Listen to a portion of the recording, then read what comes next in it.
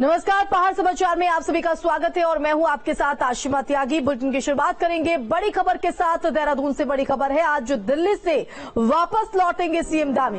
तो 10:45 पर देहरादून पहुंचेंगे सीएम धामी, जहां वो 11 बजे बीजेपी किसान मोर्चा के कार्यक्रम में शामिल होंगे। उत्तर क्षेत्रीय प्रशिक्षण शिविर के शुभारंभ में भी शामिल होंगे। भागीरथी रिजॉर्ट सेला कुई में शिविर का आयोजन किया गया है। तो चिकित्सा, शिक्षा, स्वास्थ्य विभाग के साथ बैठक भी करेंगे सीएम धामी। तो 12 बजे सचिवालय में ये समीक्षा बैठक यहां पर होगी, जिसमें कई महत्वपूर्ण मुद्दों को लेकर चर्चा संभव मानी जा रही है। तो आज दिल्ली से वापस लौट रहे हैं सीएम धामी। तो बता दें कि दिल्ली दौरे पर यहां पर सीएम धामी थे और जमावड़ा जो है वो कहीं न कहीं पहाड़ के मंत्रियों का वहां पर लगा हुआ था। उसके बाद लगातार अटकलों का बाजार भी गर्म था और इस बीच अब 10:45 तक देहरादून पहुंचेंगे सीएम धामी। तो बड़ी जानकारी आपको बता रहे हैं दिल्ली से, तो जहां पर वो कई कार्यक्रमों में शिरकत करेंगे। और अब हरिद्वार से बड़ी खबर, देर रात भी नहीं रुकी पंचायत चुनाव की मतगणना। तो प्रत्याशियों को लगातार रिजल्ट का इंतजार है। कई सीटें हैं जिन पर अभी तक रिजल्ट सामने नहीं आया। तो जीते हुए प्रत्याशियों में खुशी की लहर देखी जा रही है और जिस तरह से नतीजे अभी तक सामने आए उसमें निर्दलीय प्रत्याशियों का बोलबाला देखा जा रहा है। तो खुशी की लहर जो है वो जीते हुए प्रत्याशियों में, काउंटिंग धीमी करने का प्रत्याशियों ने आरोप लगाया और अभी तक जो काउंटिंग है वो कहीं न कहीं साफ नहीं हो पाई है। लेकिन देखिए, इसके जरिए जो है वो कहीं न कहीं तमाम जो दावे जिला निर्वाचन कार्यालय की तरफ से किए गए थे मतगणना में, वो कहीं न कहीं हवाई होते हुए नजर आ रहे हैं। तो जो साफ है तस्वीर वो अभी तक नहीं हो पाई है हरिद्वार त्रिस्तरीय पंचायत चुनाव को लेकर। हालांकि कुछ सीटों पर जो है नतीजे सामने आए, जिसके बाद जश्न का माहौल जो है जीते हुए प्रत्याशियों में देखा गया। तो पंचायत चुनाव का रुझान क्या है वो हम आपको बता रहे हैं। निर्दलीय जिला पंचायत सदस्यों का बोलबाला जो है वो ज्यादा देखने को मिला। बीजेपी 14 सीटों पर आगे, कांग्रेस 10 सीटों पर आगे।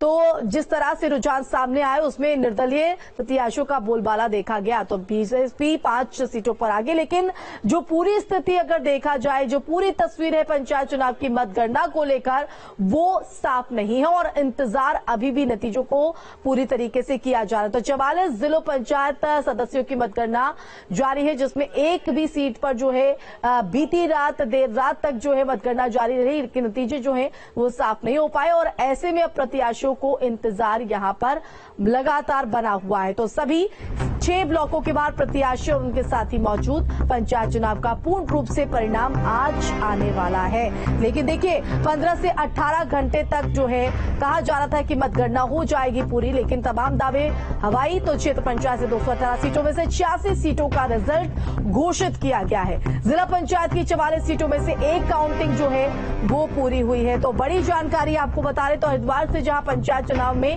काउंटिंग अभी भी जारी है, देर रात तक ये काउंटिंग चली जा रही थी।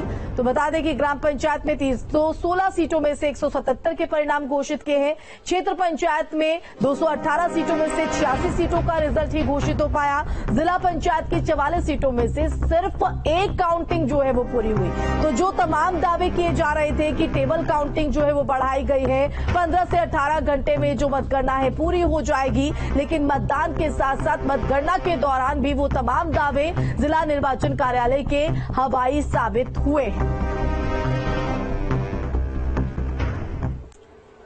और अब देहरादून से बड़ी खबर है, जहां अंकिता को न्याय के लिए एक्शन में सरकार। तो फास्ट ट्रैक कोर्ट बनाने का अनुरोध सरकार की तरफ से, परिजनों को 25 लाख रुपए की मदद दी जाएगी। तो राजधानी में कांग्रेस का जोरदार प्रदर्शन जो है वो यहां पर देखने को मिल रहा है। लगातार अंकिता के न्याय को लेकर कांग्रेस सरकार पर हमलावर है। इसी बीच ये बड़ी जानकारी आपको बता रहे हैं कि अंकिता को न्याय दिलाने के लिए सरकार पूरी तरीके से एक्शन मोड में एक्टिव नजर आ रही है। फास्ट ट्रैक कोर्ट बनाने का अनुरोध यहां पर सरकार ने किया, साथ ही साथ परिजनों को आर्थिक मदद देने का ऐलान भी सरकार की तरफ से। 25 लाख रुपए की मदद पीड़ित परिवार को दी जाए।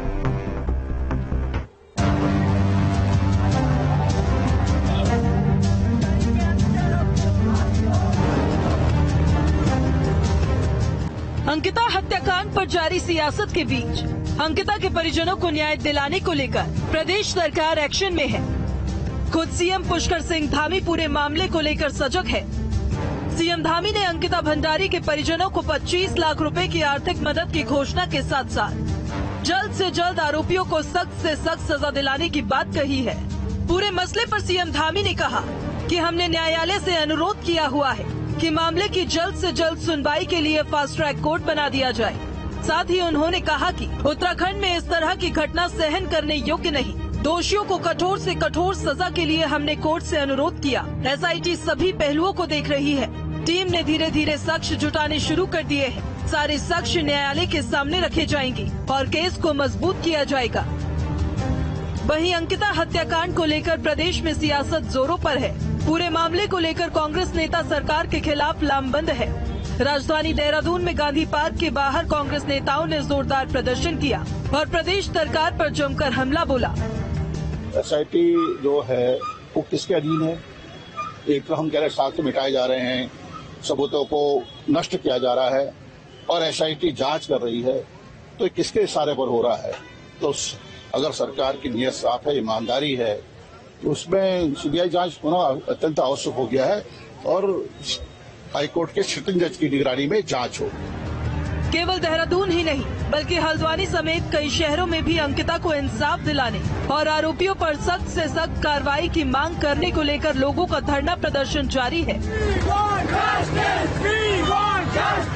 चाहते कि अपराधियों को पकड़ा जाए, उन्हें तुरंत से तुरंत सजा दी जाए और कड़ी से कड़ी सख्त से सख्त सजा दी जानी चाहिए। मांग हम यही करें कि जल्द से जल्द विरोधी जो उनके कहते हैं जिन्होंने ये सब किया उन्हें सजा मिले और हम ये चाहते हैं कि जो इसके पीछे सफेद पोस्ट उन्हें बचाने की कोशिश कर रहे हैं उनको भी जल्द से जल्द लाया जाए, उनको भी पकड़ा जाए और जो वकील इनका साथ दे रहे हैं उनको भी पकड़ा जाए। देखिए, जो हमारी बहन है उत्तराखंड की बेटी है अंकिता, तो उस मामले को अभी इतने दिन हो गए लेकिन अभी तक केवल लीपा पोती का काम हो रहा है, कुछ ऐसा नहीं हो रहा है। रात 3 बजे बुलडोजर चलाया जा रहा है, साक्ष्य मिटाए दिए जा रहे हैं, फॉरेंसिक जांच नहीं हो रही है। युवा इतना आक्रोशित हो गया है क्योंकि कहीं ना कहीं हम सबकी बहन थी। आज एक लड़की पर अत्याचार हुआ है, कल औरों पे अत्याचार हो सकता है, तो इसीलिए आज पूरे उत्तराखंड में इसकी एक आग है, आक्रोश है। तो आज एमबीपीजी कॉलेज के जितने भी छात्र हैं उन सभी ने यहाँ पे आके डीएम साहब को ज्ञापन दिया कि राज्यपाल और राष्ट्रपति जी के माध्यम से इसकी बिल्कुल सीबीआई जांच हो और जो हत्यारे हैं उनको फांसी की सजा हो। तो अंकिता के उसमें हमको न्याय चाहिए क्योंकि यहाँ पे उत्तराखंड देवभूमि है, यहाँ पे भी आए दिन ये केसेस सुने जा रहे हैं। तो हम लोग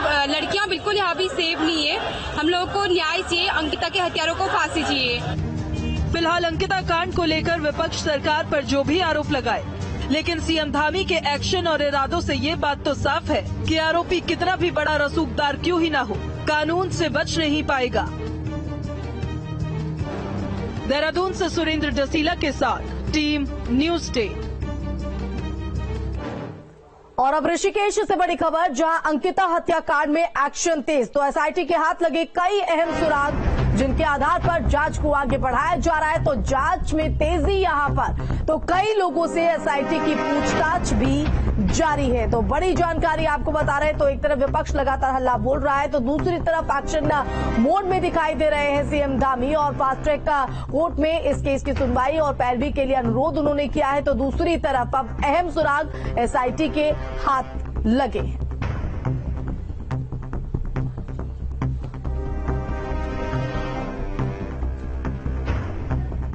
हमारा जो फर्स्ट आईओ थे, फर्स्ट आईओ ने 22 की इवनिंग में ही जहां जो पीड़िता का कमरा था उस कमरे की प्रॉपर वीडियोग्राफी और जो वहां से पुलिस के अकॉर्डिंग जो चीजें प्रिजर्व करनी चाहिए थी कर ली थी। रात को कमरा लॉक हुआ था। नेक्स्ट डे मॉर्निंग में सारे एविडेंसेस को हमारी एफएसएल टीम ने, हमारी फील्ड यूनिट ने प्रिजर्व किया था। इस टाइप के डाउट की साक्ष्यों के साथ छेड़खानी हो सकती है या बिगड़ सकते हैं, ऐसा कुछ भी नहीं है। जो एविडेंसेस हमको चाहिए थे वो हमारे पास सारे ऑलरेडी हैं और पोस्ट इंसिडेंट, प्री इंसिडेंट की चीजें बहुत कुछ हमारे पास स्ट्रांगली हैं। अब जैसे इस बीच जो पिछले 2-3 दिनों में कुछ ऑडियो, कुछ वीडियो चले, उनको लेके मेरा पुनः ये मानना है कि वो कैंपस बहुत बड़ा है। पूरे जो रिजॉर्ट था जहां घटनाक्रम हम मान सकते हैं या जहां पीड़िता का जिससे सीधा लिंक था उसको हमने पूरा 1-to-1 स्टडी कर लिया था। तो कार्रवाई है, बहुत क्विकली हम काम कर रहे हैं और कोशिश करें कि जल्दी से जल्दी जो हमारा एसआईटी के द्वारा जो इन्वेस्टिगेशन कंडक्ट हो रहा है वो अपने आखिरी मुकाम तक पहुंचे।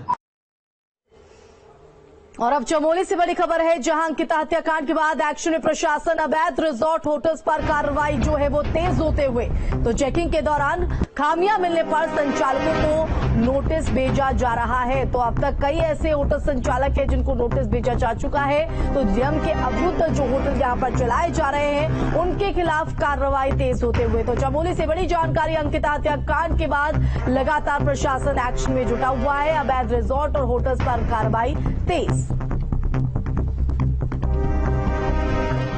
तो अंकिता भंडारी हत्याकांड में आरएसएस के नेता की सोशल मीडिया पर विवादित पोस्ट के बाद कई धाराओं में मुकदमा दर्ज कर लिया गया है। हालांकि आरएसएस नेता विपिन कर्णवाल के पोस्ट सोशल मीडिया पर वायरल होने के बाद आरएसएस नेता की गिरफ्तारी की मांग लगातार की जा रही थी, जिसके बाद पुलिस ने कार्रवाई की है।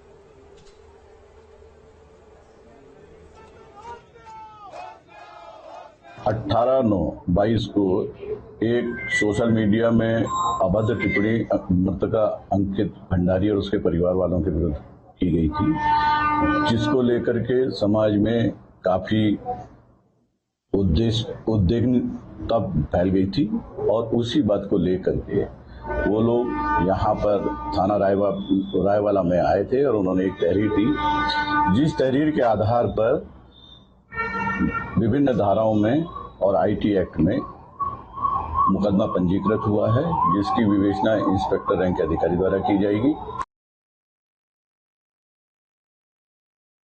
अंकिता हत्याकांड में 3 आरोपियों की गिरफ्तारी के बाद आरएसएस के नेता की टिप्पणी करना भाजपा और आरएसएस के लिए सिरदर्द बन गया है। दरअसल रायवाला के रहने वाले विपिन कर्णवाल, जो कि आरएसएस नेता है, उन्होंने अंकिता के पिता पर अभद्र टिप्पणी करी, जिसके बाद लोगों का आक्रोश फूट पड़ा। रायवाला थाने में लगातार लोगों ने 3-4 घंटे घेराव किया, जिसके बाद पुलिस को मजबूरन आरएसएस नेता विपिन कर्णवाल के खिलाफ विभिन्न धाराओं में मुकदमा दर्ज करना पड़ा। अब देखने वाली बात तो ये होगी कि पुलिस आगे आरएसएस नेता के खिलाफ किस तरह की कार्रवाई करती है। इसी केस से अमित सिंह, न्यूज स्टेट। और अब विकास नगर से बड़ी खबर है, जहां पुलिस ने चलाया चेकिंग अभियान। दुकानों और होटल्स का निरीक्षण पुलिस की तरफ से।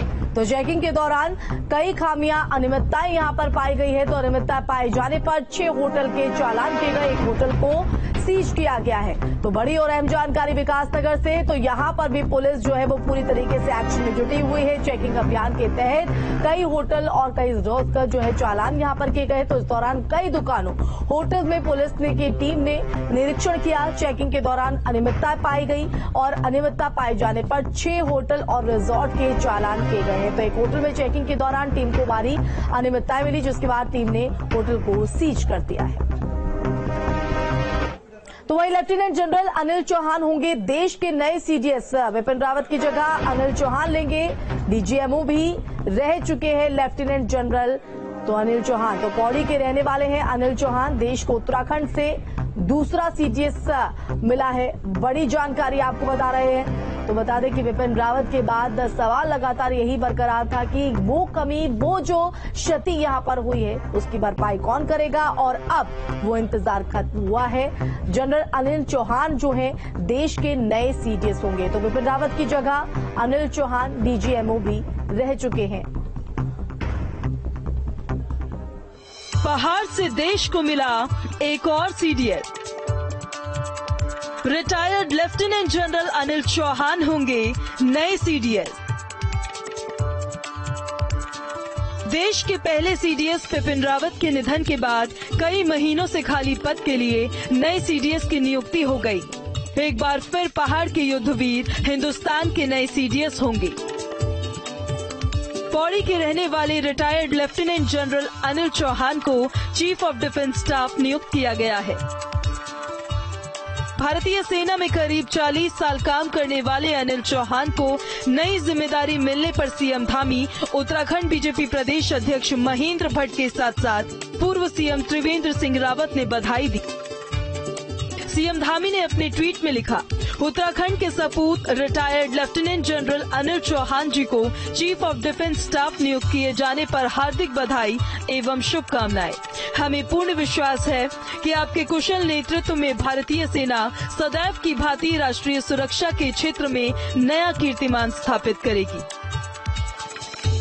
तो वहीं भारतीय सेना की 11 गोरखा राइफल में रहकर भारत मां की सेवा करने वाले देवभूमि के लाल को बड़ी जिम्मेदारी मिलने पर पूर्व सीएम त्रिवेंद्र सिंह रावत ने इसे पहाड़ के लिए सम्मान और गौरव का क्षण बताया। मैं लेफ्टिनेंट जनरल अनिल चौहान जी को बहुत बधाई देता हूं कि वो देश के दूसरे सीडीएस बने और ये भी एक सहयोग है कि जनरल बिपिन रावत हमारे पहले सीडीएस में वो भी 11 गोरखास से थे और लेफ्टिनेंट जनरल अनिल चौहान भी 11 गोरखास से हैं, गोरखा राइफल से हैं। अनिल चौहान जी के मार्गदर्शन में भारत की जो सैन्य शक्ति है वो और मजबूत होगी। देश के नए सीडीएस बनने वाले अनिल चौहान का जन्म 18 मई 1961 को हुआ। साल 1981 में उन्होंने भारतीय सेना की 11 गोरखा राइफल्स को ज्वाइन किया। अनिल चौहान को जम्मू कश्मीर और पूर्वोत्तर के इलाकों में आतंकवाद का सफाया करने के लिए जाना जाता है। सेना में 40 साल सेवा देने के बाद अनिल चौहान पिछले साल ही रिटायर हुए हैं। जम्मू कश्मीर और पूर्वोत्तर के इलाकों में आतंकवाद के सफाई को लेकर उन्होंने अपने सेवा काल में बेहतरीन काम किया है। Team news day.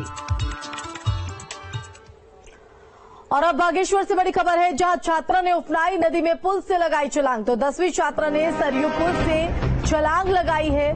पुलिस और एसडीआरएफ खोजबीन में जुटी हुई है। तो बड़ी जानकारी आपको बता रहे हैं बागेश्वर से, जहां छात्रा ने उफनाई नदी में पुल से छलांग लगाई। 10वीं की छात्रा बताई जा रही है। सरयू पुल से नदी में छलांग लगाते नजर आई छात्रा, तो जिसकी तलाश लगातार जारी है। पुलिस और एसडीआरएफ लगातार छात्रा की खोजबीन में जुटी हुई है। हालांकि क्या वजह यहां पर रही, छात्रा किस कदम के पीछे, यह भी जांच का विषय।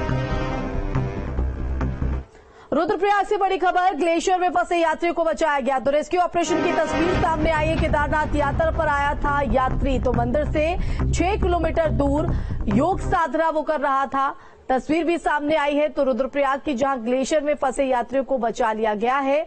रेस्क्यू ऑपरेशन की तस्वीर सामने आई, उसी दौरान की तस्वीर अपने टीवी स्क्रीन पर आप देख रहे हैं। तो केदारनाथ यात्रा पर यात्री आया था, मंदिर से 6 किलोमीटर दूर योग साधना में वो लिप्त था। लेकिन जिस तरह से ग्लेशियर में वो फंसा, उसके बाद किस तरह से उसको सुरक्षित निकाला गया, उसकी तस्वीर आपके टीवी स्क्रीन पर। उत्तरकाशी से बड़ी खबर, गंगोत्री हाईवे धरासू बैंड के पास भारी लैंडस्लाइड। तो सड़क पर टूट कर आया हजारों टन मलबा।